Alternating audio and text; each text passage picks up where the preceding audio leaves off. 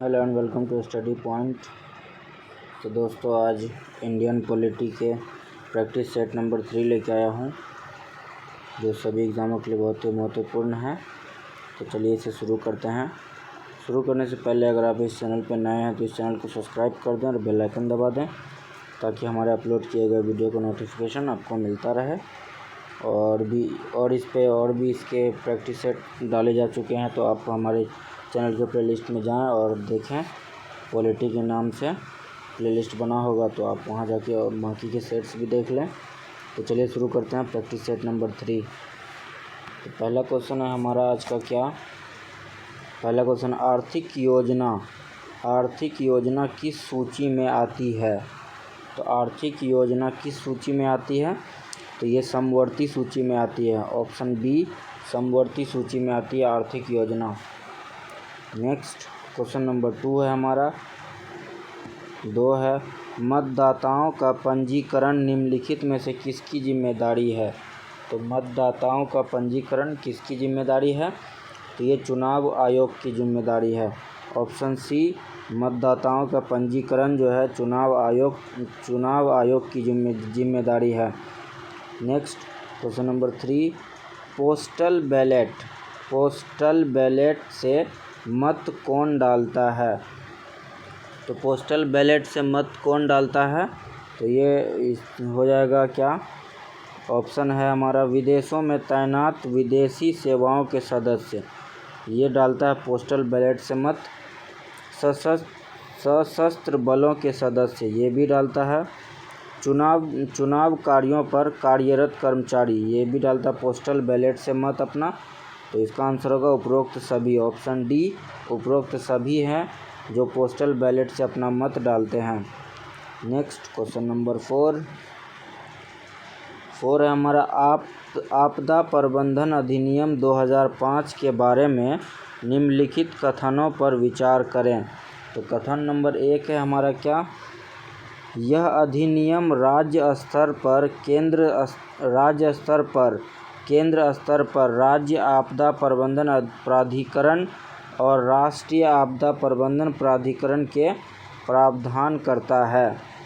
और दूसरा कथन है हमारा, राष्ट्रपति राष्ट्रीय आपदा प्रबंधन प्राधिकरण के अध्यक्ष हैं, जबकि राज्यपाल राज्य आपदा प्रबंधन प्राधिकरण के अध्यक्ष हैं। तो तीसरा कथन क्या है, इस अधिनियम के तहत राष्ट्रीय आपदा प्रकृतियाँ निधि के निर्माण के बाद राष्ट्रीय आपदा आकस्मिक निधि अस्तित्व में है। तो इस तीनों कथन को पढ़ने के बाद क्वेश्चन इसमें यह है कि इनमें से कौन सा कथन सही है। तो इनमें से कौन सा कथन सही है, तो इनमें से कथन 1 और 3 सही है।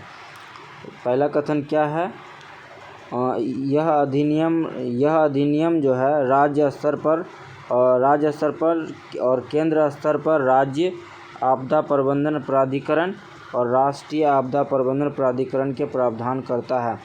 तो ये कथन सही है। और तीसरा नंबर पर कथन क्या है, इस अधिनियम के तहत राष्ट्रीय आपदा प्रक्रिया निधि के निर्माण के बाद राष्ट्रीय आपदा आकस्मिक निधि अस्तित्व में है। तो ये भी कथन सही है। तो इसमें से 1 और 3 नंबर कथन सही है। और दूसरे नंबर में जो है, तो उसका ये होगा, राष्ट्रीय आपदा प्रबंधन प्राधिकरण के अध्यक्ष जो है प्रधानमंत्री होता है, ना कि राष्ट्रपति राष्ट्रीय आपदा प्राधिकरण के अध्यक्ष होते हैं। तो ये गलत है, दूसरा नंबर वाला गलत है, क्योंकि राष्ट्रपति इसका अध्यक्ष नहीं होता है, प्रधानमंत्री इसका अध्यक्ष होता है। इस वजह से कथन नंबर 1 और कथन नंबर 3 सही है। तो इसका आंसर होगा सी, 1 और 3। नेक्स्ट क्वेश्चन नंबर 5 है हमारा, राष्ट्रीय आपदा प्रक्रिया निधि जिसने 28 सितंबर 2010 को राष्ट्रीय आपदा आकस्मिक निधि को बदल दिया है को निम्नलिखित में से किसे वर्गीकृत किया गया है। तो किसे वर्गीकृत किया गया है, तो ये क्या गया है, भारतीय सार्वजनिक खाता। ऑप्शन सी, भारतीय सार्वजनिक खाता को वर्गीकृत किया गया है।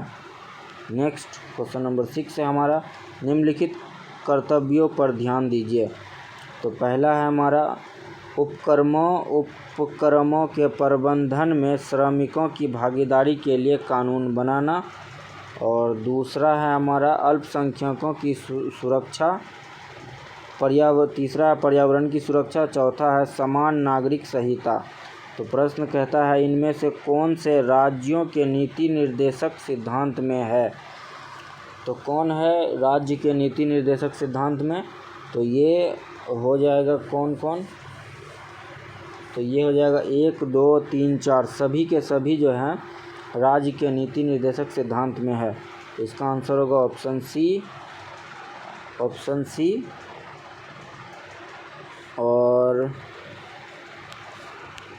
इसमें हो जाएगा, जैसे कि देख लीजिए ये जो है किस अनुच्छेद में क्या है, तो ये है उपक्रमों के प्रबंधन में श्रमिकों की भागीदारी के लिए कानून बनाना, जो है ये किस अनुच्छेद में है, तो ये है आपको अनुच्छेद 43A में, अनुच्छेद 43A में है, 43A। और अल्पसंख्यकों की सुरक्षा ये किस अनुच्छेद में दिया गया है, ये दिया गया अनुच्छेद 46 में, 46 में।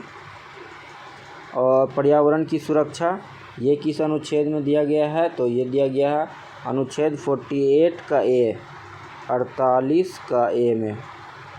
और लास्ट है क्या हमारा समान नागरिक संहिता, तो ये अनुच्छेद किस अनुच्छेद में है, तो अनुच्छेद 44 में है। तो इस हिसाब से नीति निर्देशक सिद्धांत में कौन कौन आते हैं, तो ये चारों आते हैं, 1 2 3 4 चारों सही है। नेक्स्ट क्वेश्चन नंबर 7 है हमारा, प्रधानमंत्री कार्यालय PMO के बारे में कौन सा कथन असत्य है। कौन सा कथन असत्य है मतलब कि गलत है। तो ऑप्शन क्या है हमारा, पहला ऑप्शन है यह संवैधानिक संस्था है, तो ये असत्य है। प्रधानमंत्री का जो कार्यालय है एक गैर संवैधानिक संस्थान है, संवैधानिक नहीं। तो प्रश्न में क्या लिखा हुआ, तो असत्य कौन सा है, तो ऑप्शन ए पहला वाला ही असत्य है। नेक्स्ट क्वेश्चन नंबर 8 है हमारा, केंद्रीय बजट में शामिल गैर वोट योग्य शुल्क या चार्ज किए गए व्यय में शामिल है। तो क्या शामिल है चार्ज किए गए व्यय में, तो ये सब पहला है क्या, सांसद के घरों में प्रेसिडिंग अधिकारियों की वेतन और भत्ते, ये शामिल हैं। केंद्रीय बजट में जो चार्ज किए गए व्यय है उसमें पहला वाला जो सांसद के घरों में प्रेसिडिंग अधिकारियों के वेतन और भत्ते, ये शामिल हैं। दूसरा है सुप्रीम कोर्ट और उच्च न्यायालय के न्यायाधीशों की वेतन और भत्ते, ये भी शामिल है। CAG की सैलरी और भत्ते, ये भी शामिल है। सुप्रीम कोर्ट के सेवानिवृत्त न्यायाधीश का पेंशन, ये भी इसी में शामिल है। उच्च न्यायालयों के सेवानिवृत्त न्यायाधीशों का पेंशन, ये भी शामिल है। तो इस हिसाब से इनमें से कौन सा सही है, तो इनमें से सभी सही है, ऑप्शन डी इनमें से सभी सही है। 1 2 3 4 5 सब के सब सही है। जो केंद्रीय बजट में शामिल है गैर वोट योग्य शुल्क या चार्ज किए गए व्यय में। नेक्स्ट क्वेश्चन नंबर 9 है, अंडमान निकोबार द्वीप समूह का न्याय क्षेत्र किस न्यायालय की देखरेख में आता है। तो किस न्यायालय की देखरेख में आता है, तो ये आता है पोर्ट ब्लेयर में कलकत्ता हाई कोर्ट की circuit bench. Option B Port Blair में कलकत्ता हाई कोर्ट की सर्किट बेंच में आता है। अंडमान निकोबार द्वीप समूह के न्यायालय क्षेत्र के न्याय का कार्य पोर्ट ब्लेयर में कलकत्ता हाई कोर्ट की खंडपीठ करती है। नेक्स्ट क्वेश्चन नंबर 10 है हमारा, दिल्ली को NCT मतलब कि राष्ट्रीय राजधानी प्रदेश संविधान के किस संशोधन में बनाया गया। तो किस संशोधन में बनाया गया दिल्ली को NCT, तो ये बनाया गया है 69वां संविधान संशोधन में। ऑप्शन बी 69वां संविधान संशोधन। और ये कब हुआ था 69वां संविधान संशोधन, तो ये हुआ 1991 में।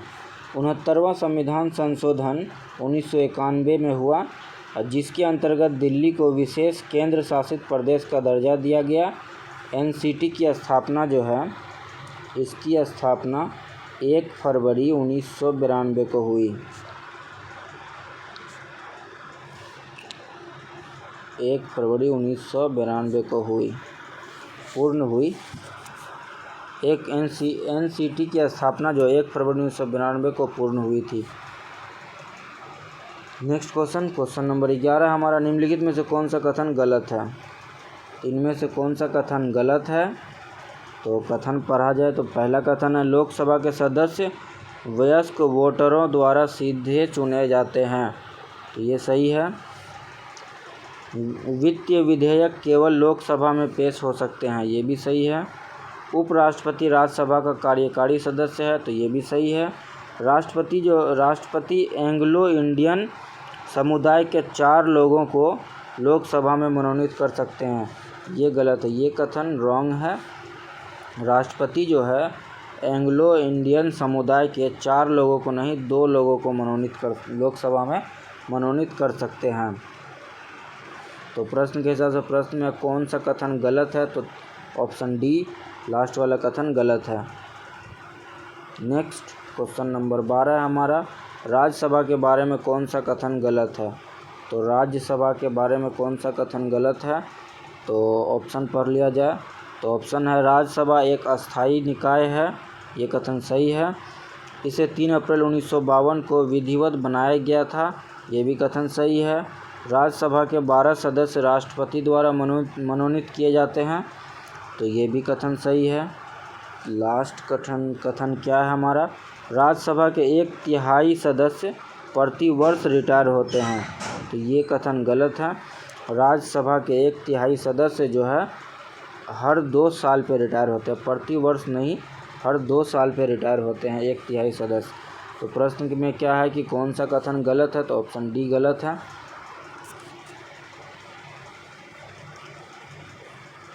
नेक्स्ट क्वेश्चन नंबर 13 है हमारा, क्या प्रसाद का सिद्धांत भारतीय संविधान के कौन से अनुच्छेद में है? तो प्रसाद का सिद्धांत जो है भारतीय संविधान के अनुच्छेद 310 में है, ऑप्शन सी अनुच्छेद 310। नेक्स्ट क्वेश्चन नंबर 14 है हमारा, क्या संसदीय व्यवस्था भारत में किस देश के संविधान से ली गई है? तो संसदीय व्यवस्था जो है भारत में ब्रिटेन के संविधान से ली गई है, ब्रिटेन। नेक्स्ट क्वेश्चन नंबर 15 है हमारा, भारत के राष्ट्रपति का चुनाव लड़ने के लिए न्यूनतम और अधिकतम आयु क्या होनी चाहिए? तो भारत का राष्ट्रपति का चुनाव लड़ने के लिए न्यूनतम आयु तो 35 वर्ष होनी चाहिए और अधिकतम आयु की कोई सीमा नहीं है। तो ऑप्शन के हिसाब से 35 वर्ष और कोई सीमा नहीं है, ऑप्शन डी करेक्ट है। भारत के राष्ट्रपति जो है, राष्ट्रपति की निम्नलिखित योग्यता होनी चाहिए। तो योग्यता क्या क्या होनी चाहिए भारत के राष्ट्रपति का? तो वो होना चाहिए, वो भारत का नागरिक होना चाहिए, पहली बात तो। और दूसरी बात ये कि वो 35 वर्ष की आयु पूरी कर चुका हो। और तीसरा ये है कि वह लोकसभा सदस्य बनने के योग्यता रखता है, तभी राष्ट्रपति के चुनाव के लिए ये हो सकता है योग्य। और चौथा नंबर पे वह केंद्र और राज्य सरकार के अधीन किसी भी लाभ के पद पर कार्य न कर रहा हो, तभी वो राष्ट्रपति के चुनाव के लिए योग्य माना जाएगा। तो इसकी न्यूनतम आयु 35 वर्ष और अधिकतम आयु का कोई सीमा नहीं है। नेक्स्ट क्वेश्चन नंबर 16, मतदान अनिवार्य करने वाला भारत का पहला राज्य कौन सा है? तो मतदान अनिवार्य करने वाला भारत का पहला राज्य गुजरात है, option A Gujarat. Next question number 17, supreme court के अनौपचारिक न्यायाधीश की नियुक्ति कौन करता है? तो सुप्रीम कोर्ट के अनौपचारिक न्यायाधीश की नियुक्ति राष्ट्रपति की अनुमति से सुप्रीम कोर्ट राष्ट्रपति की अनुमति सुप्रीम कोर्ट का मुख्य न्यायाधीश करता है। कौन करता है? तो करता है राष्ट्रपति की अनुमति से, ऑप्शन डी राष्ट्रपति की अनुमति से सुप्रीम कोर्ट का मुख्य न्यायाधीश, ऑप्शन डी सुप्रीम कोर्ट के अनौपचारिक न्यायाधीश की नियुक्ति कौन करता है, तो ये करता है राष्ट्रपति की अनुमति से सुप्रीम कोर्ट का मुख्य न्यायाधीश, option D. Next question number 18 है, भारत में पंचायती राज दिवस कब मनाया जाता है, तो भारत में पंचायती राज दिवस 24 अप्रैल को मनाया जाता है, ऑप्शन डी 24 अप्रैल को। भारत में पंचायती राज दिवस जो है 24 अप्रैल को मनाया जाता है, क्योंकि इसी दिन 24 अप्रैल 1993 को 73वां संविधान संशोधन पारित हुआ था। 24 अप्रैल 1993 को 73वां संविधान संशोधन पारित हुआ था, इस वजह से मनाया जाता पंचायती राज दिवस इस दिन। नेक्स्ट क्वेश्चन नंबर 19 है, भारत के संविधान में स्वतंत्रता, समानता और बंधुत्व शब्द किस क्रांति से लिए गए हैं, तो किस क्रांति से लिए गए हैं भारत के संविधान में स्वतंत्रता, समानता और बंधुत्व शब्द, तो ये लिए गए हैं फ्रांसीसी क्रांति से, option A. Next question number 20 हमारा, यदि राष्ट्रपति और उपराष्ट्रपति दोनों अनुपस्थित है तो कार्य की जिम्मेदारी कौन लेगा, तो अगर राष्ट्रपति और उपराष्ट्रपति दोनों अनुपस्थित है तो कार्य की जिम्मेदारी जो है मुख्य न्यायाधीश लेगा, ऑप्शन बी मुख्य न्यायाधीश। नेक्स्ट क्वेश्चन नंबर 21, पहले आम चुनाव में लोकसभा कितने सदस्य थे, तो पहले आम चुनाव में लोकसभा में कितने सदस्य थे, तो लोकसभा में 489 सदस्य थे। नेक्स्ट क्वेश्चन नंबर 23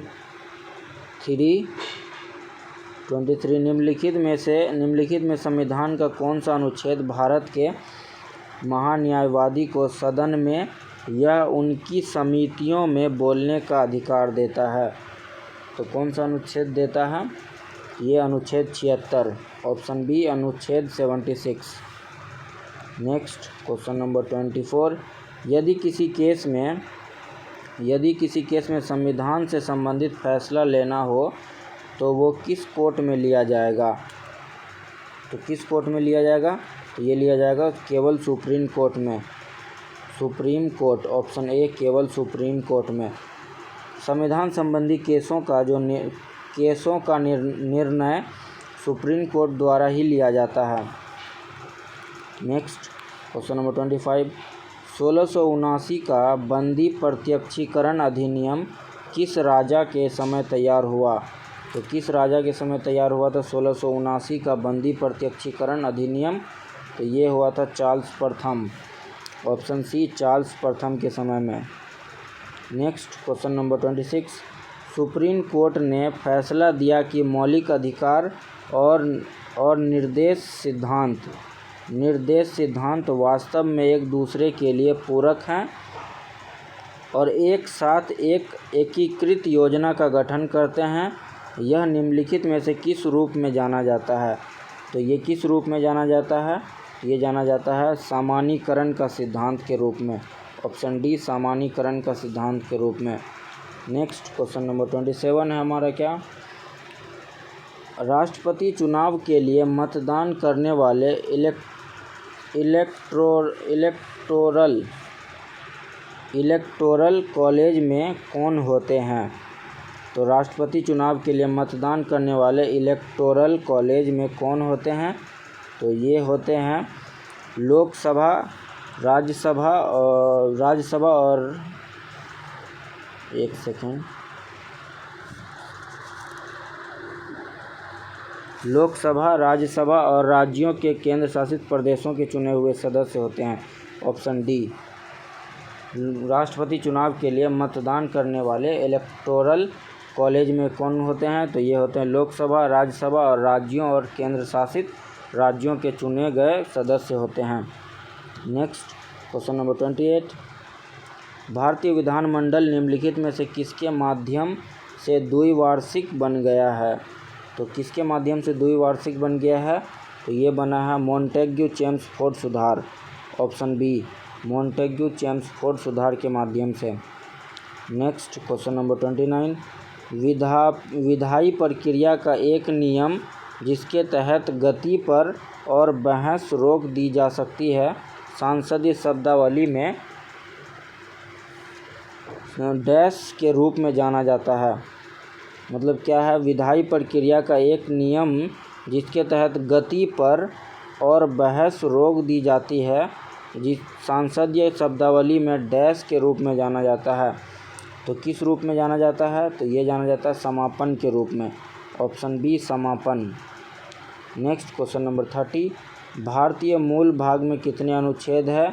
तो भारतीय मूल भाग में 395 अनुच्छेद है। Option C. तो दोस्तों इंडियन पॉलिटी का प्रैक्टिस सेट नंबर 3 कंप्लीट हुआ। ये वीडियो आपको अच्छा लगे तो इसे लाइक करें, अपने दोस्तों में शेयर करें, और इस चैनल पे आप नए हैं तो इस चैनल को सब्सक्राइब कर दें, बेल आइकन दबा दें ताकि हमारे अपलोड किए गए वीडियो का नोटिफिकेशन आपको मिलता रहे। और इस वीडियो का PDF आपको हमारे टेलीग्राम चैनल पर मिल जाएगा, और टेलीग्राम चैनल का लिंक डिस्क्रिप्शन बॉक्स में दे दिया गया है, तो आप उस लिंक पे जाएं और हमारा चैनल ज्वाइन करें। Thank you for watching this video.